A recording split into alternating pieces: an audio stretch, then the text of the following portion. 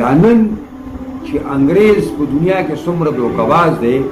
تاسو چې دا صلیبي جنګونه ولولئ په دې تاریخ کې نو چېرته انګریز او فرنګي مخامخ په میدان کې مسلمان لاندې راغلی او چې راغلی دی نو داسې پاش تاوان یې موندلی دی او ماتې موندلی ده ټول عمر یې مسلمان په مسلمان وهلی دی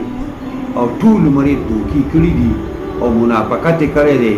او یو قوم یې په بل باندې وارې دی او خاص کر مسلمانان په منافقانو باندې وارې دي نن هم په دنیا کې منافقان هغوی په خپل لاس کې اخیستي دي د دې ملک ته تللي دي 83 کاله وشو او په دې ملک کې د شریعت نظام رانغی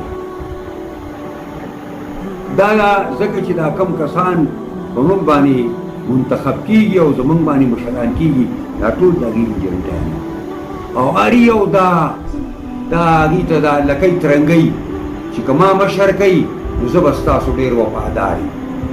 حتی چې موږ کې مولیانو هم دا ښه بیانونه ورکړل مولیانو چې ځان ته ډېر لوی مولیان وایي او د علم غرونه ځان ته وایي هغوی هم دا بیان ورکړل که امریکا غواړي امریکا څوک دې نسواری نو موږ به ورله ښه خدمت وکړو دیږئ دا په دې میډیا کې پراته دي وګورئ دا تش الزام نه دی تش دروغ نه دي صفا